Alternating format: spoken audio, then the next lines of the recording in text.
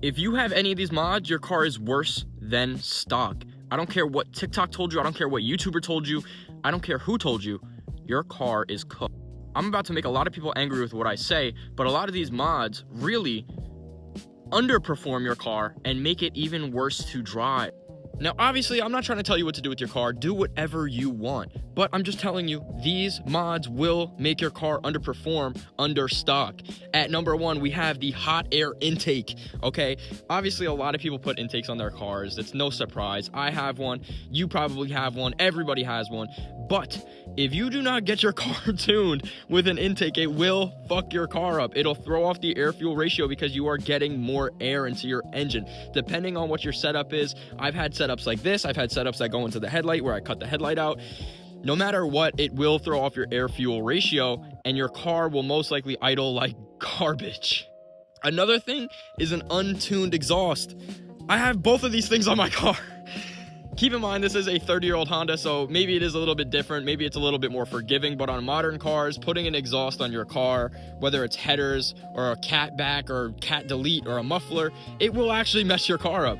And you might not even be able to pass emissions depending on where you live. But most people don't get a tune for an exhaust on a 30-year-old Honda, but it differs depending on what car you own, whether you have a Mustang that's newer or a Corvette or whatever you have. You really should be getting it tuned because, once again, it'll throw off the entire computer in your car.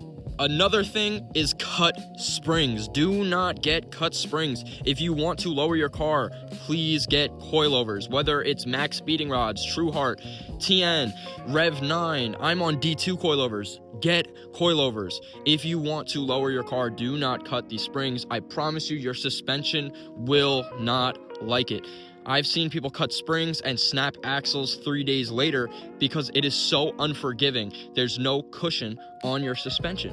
When you have coilovers, it's a full strut. When you cut these springs, you're literally shortening the springs on your car that dampen everything. Not only will it ride like complete garbage, it'll sound shitty, it'll break your suspension, and you most likely will end up spending more than what coilovers cost to fix whatever breaks on your vehicle. Car culture always taught us louder equals faster and lower equals better, but that's actually not the case. The louder your car is, obviously, it sounds great, but at the end of the day, if you have no power in your car and you're not getting it tuned the right way and your car is not running at its full capacity, it's not going to make it faster, it'll actually make it slower. This exhaust setup and this intake setup most likely dampen the power of this beautiful machine that Honda made 30 years ago. And that's not simply because of, I installed it wrong. It's because the computer has no idea what it's reading anymore. Because even if this is 30 years old, the computer is still set to a certain standard that Honda set 30 years ago. And you have to respect that. You have to. And that's why a lot of people get tunes. But I get it. Tunes are expensive. And so are the computers that you have to buy to get the tune. But once again, you have to respect these machines, because if you don't, it will not forgive you. Another mod people seem to ignore is the steering wheel. Obviously, I have a Momo Monte Carlo steering wheel, a very high quality wheel made in Italy, but a lot of people will get NRG wheels. NRG wheels are extremely cheap and they are bad. If you crash your car and you're holding onto that wheel, I promise you it will snap and it'll break and you will get hurt. You need to get a high quality wheel that doesn't bend, it doesn't shake when you're driving, because that is extremely bad. Obviously, none of us plan to get into a car crash. Nobody does. It happens, and you want to make sure that you have high quality steering wheels to make sure you don't get more hurt than you should. I've seen too many videos where people will crash and their steering wheels bend and they literally break from these 3 prongs and they actually get punctured by the steering wheel. So you don't want to do that. Make sure you don't cheap out on your steering wheel. Please, please, please buy quality parts if you're going to do this. Now, obviously, depending on where you live, you might not be able to pass inspection with a steering wheel like that. Thankfully, I live in New York. Any car over the age of 25 years old just needs a safety inspection. Obviously, that doesn't really pass safety inspections, but most people don't really care about that in New York. The airbag light, it's really not a big deal, especially on a 30-year-old Honda. They know what we're doing out here. But obviously, depending on where you live, you might not be able to pass your inspection.